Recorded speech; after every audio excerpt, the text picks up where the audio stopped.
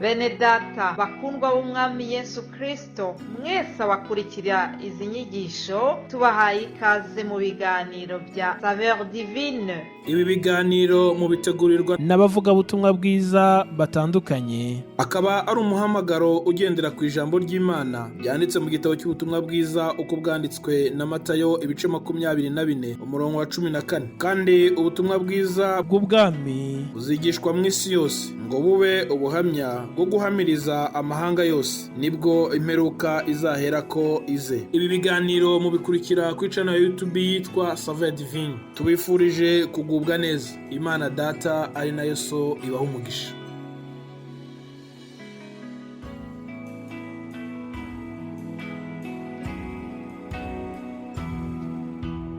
Nabashuhuje nshuti bene data mwese abakurikira iki kiganiro Saveur Divine.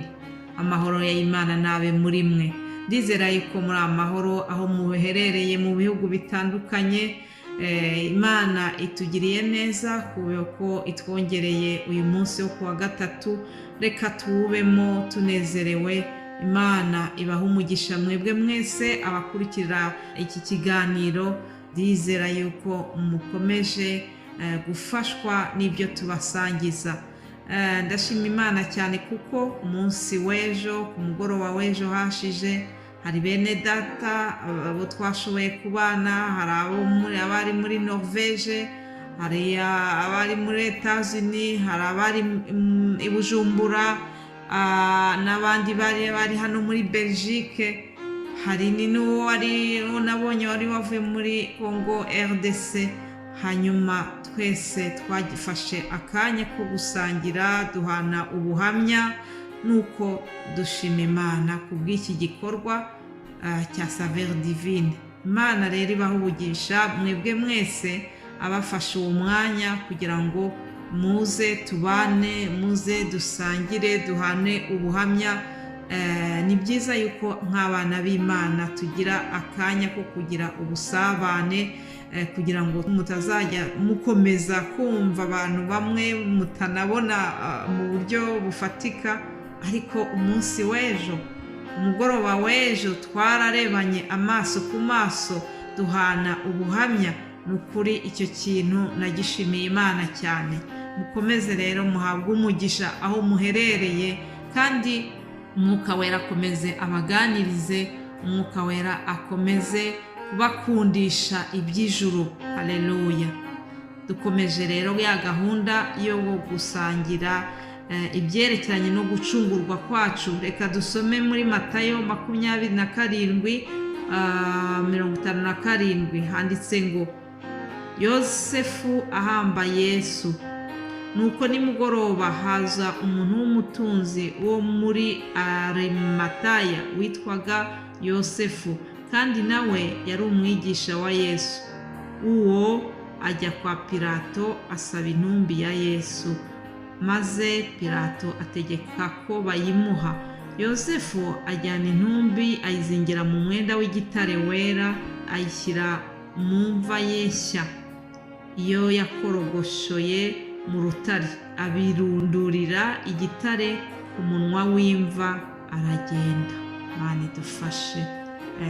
Reka twongere turebe n'ayandi magambo ajya gusa n'aya ngaya avuga ku buryo Yosefu yabigenje. Turayasanga muri Mariko 15 uhereye ku murongo wa 42. Ngo bugorobye, kuko ari umunsi wo kwitegura, ari wo munsi ubanziriza isabato, Yosefu umunyarimataya, umujyanama w'icyubahiro, kandi nawe yategerezaga ubwami bw'Imana, aratinyuka ajya kwa Pilato asaba intumbi ya Yesu. Ariko Pilato yari agitangara yuko yaba amaze gupfa. Niko guhamagaza umutware w'abasirikari amubaza yuko amaze gupfa koko. Amaze kubyemezwa n'umutware w'abasirikare, aha Yosefu intumbi. Nawe agura umwenda w'igitare, arayihambura, ayizingira muri uwo mwenda w'igitare, amushyira mu mva ye yakorogoshowe mu rutare, abirundurira igitare ku munwa w'imva. Imana idufashe. Dusomye amagambo avuga kuri uyu mugabo witwa Yosefu w'Umwarimatayo. Uyu mugabo yari umuntu ukomeye, yari umuntu wo mu rwego rwo hejuru, yari umuntu wo mu banyedini bakomeye. Ntabwo yari umunyacyubahiro, tubwira ko yari umunyacyubahiro.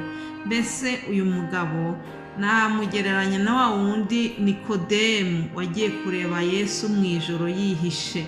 Uyu mugabo rero, abo bakoranaga, abo bari hamwe, ntabwo bari abantu bashyigikiye Yesu, ntabwo bari abantu bakunda Yesu.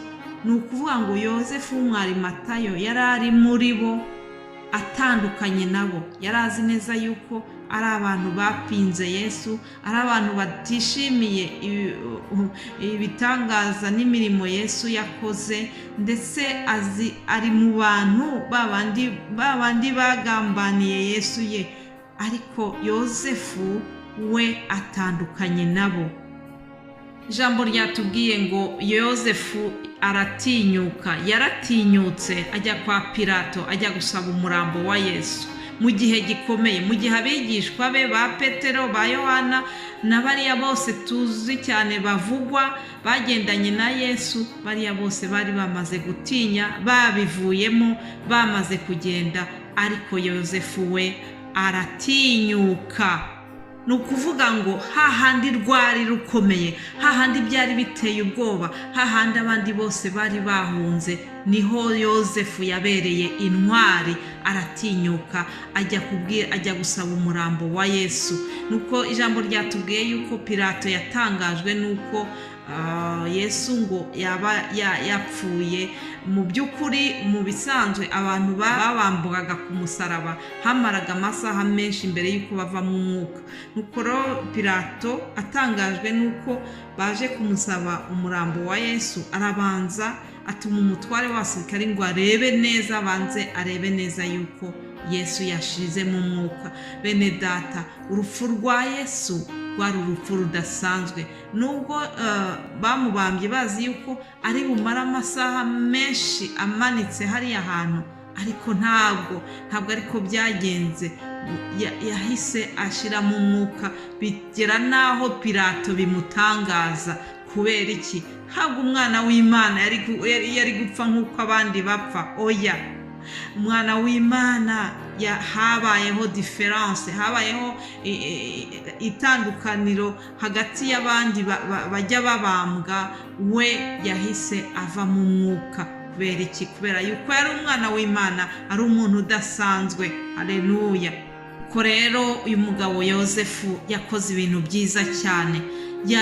Yatanze, yafashe ku butunzi bwe, ajya kugura uriya mwenda. Nuko n'imva ye yari yariteganyirije. Rero umuntu ukomeye, umuntu wari waratekereje no ku rupfu rwe, akiteganyiriza imva bazamushyiramo, ni ikintu kitwereka ko yari umuntu uzi ubwenge, umuntu ureba kure. Hanyuma ya mva yari yaribikiye, aravuga ati reka njyewe nzashaka iyindi, ariko reka nze nyikoreshe, nyishyiremo umwami wanjye. Haleluya. Nuko cya kintu yari yariteganyirije aracyikura, agiha umwami Yesu. Yamva yiza kujyamo Yosefu, uyu munsi ntabwo iyo mva ibivugwa. Uyu munsi ntabwo iyo mva twari kuba turi gusoma iby'iyi mva muri Bibiliya, ariko kubera yuko iyi mva yari yateganyirijwe Yosefu, yayihaye umwami Yesu, byatumye iyo mva imenyekana. Haleluya. Yararirimbye ngo ndashima umusaraba, ngo ndashima ya mva nziza. Iyi mva nziza ni iyi ngiyi ya Yosefu. Ngo ariko cyane cyane ngo ndashima umwami Yesu. Nanjye ndashima Yosefu uburyo yitwaye, ndashima ya mva nziza, ariko cyane cyane ndashima umwami Yesu wadupfiriye. Haleluya.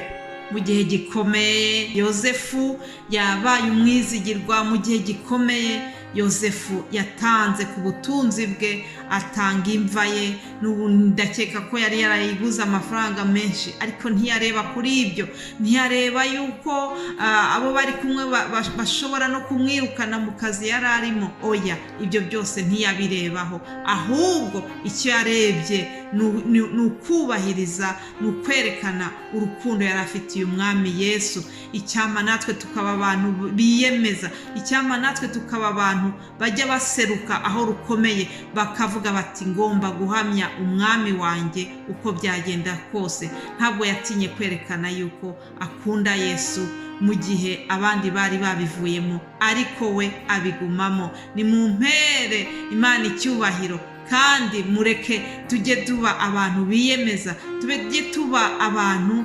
babigumamo mu gihe abandi babivuyemo. Reka tumere nka Yosefu twese, mu izina rya Yesu Kristo, amen.